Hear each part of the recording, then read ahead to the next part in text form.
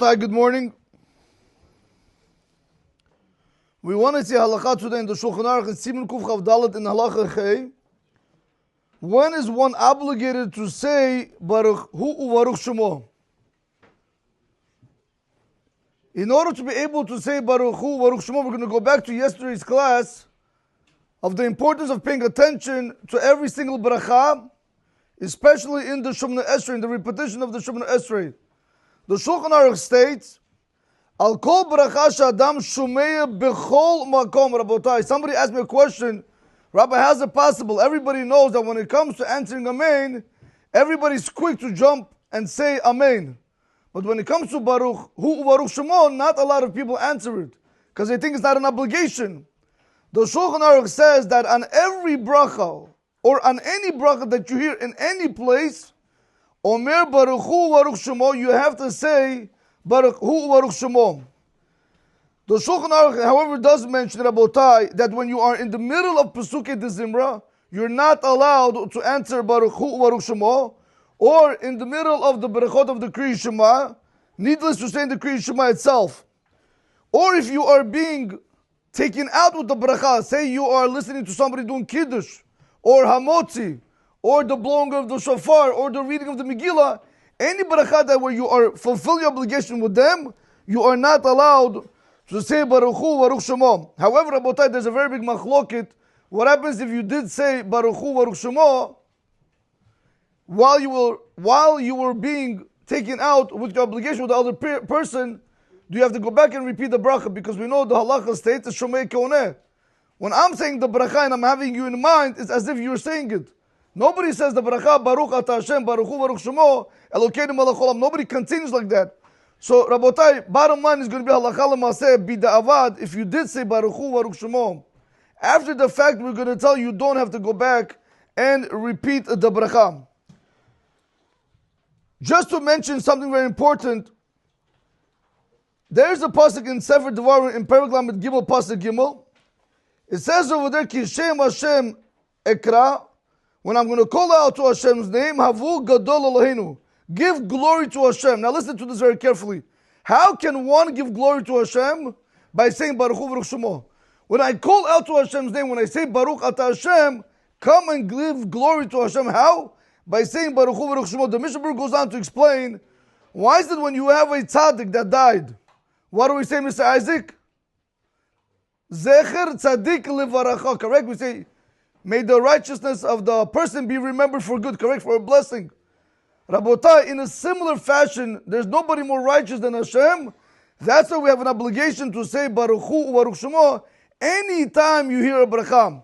And it's very important, especially when over here in the morning, whenever we say the bracha on talit or tefillin or anything else, you want to try to say it slowly, so you give the people the opportunity to be able to say Baruch Hu uVaruch Shemo and then answer Amen.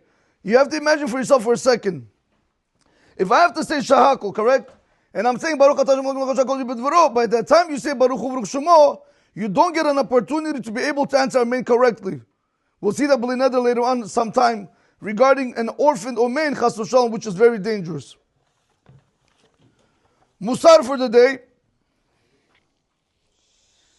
Everybody knows the story when Yakov Avinu came to Yitzhak, when his mother told him, go bring the delicacies, correct? Kanchorov, yes? Can I ask you a question? When Yakov walked in to give his father the food, all Yakov said, please, Papa, get up, sit down and have the meal, eat the food. Tell me, he still didn't feel Yakov. How did Yitzhak know that it was the voice of Yakov? He spoke polite. Because he spoke polite. He mentioned God's name. He mentioned Hashem's name. Yeah.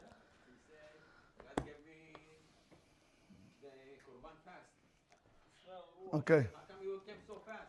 Very good, Rabotai. Yes, there's a few answers, but over here he brings down, he says, the way you are able to recognize a person with manners and proper conduct, you are able to see through the way he speaks and through his attitude towards others. He says when Rivka prepared the delicacies for Yitzhak, Yaakov took it and he brought it to his father. And this is what he said. He said it in a very soft and gentle manner. Kumna. Please get up. Yitzhak said that cannot be Esav. That cannot be Esav. To say please, that cannot be Esav. From there he realized, Rabotai, that is Yakov, and that's what he said. Come close to me, I want to go in and I want to feel you, because it doesn't make sense. Hakol kol Yakov yadam yadayim Esav. Rabotai, he says, you see from over here, if you ever want to see if a person has derech eretz, see the way they speak to you, kan chorov. You know, but by the way, I want to say something very important. If you have a person that has no Torah, but he's very polite, does he have derech eretz? Yes. Chas v'shalom, to speak like that. I want to show you, Rabotai, something over here. Come back. Don't be afraid.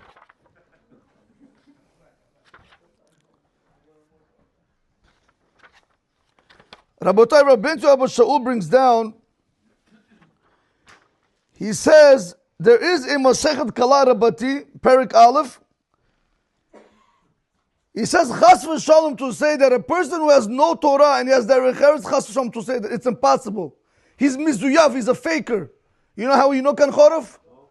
As long as you and I are good, we're on good terms. Hi, hello, shalom, bye-bye, yes?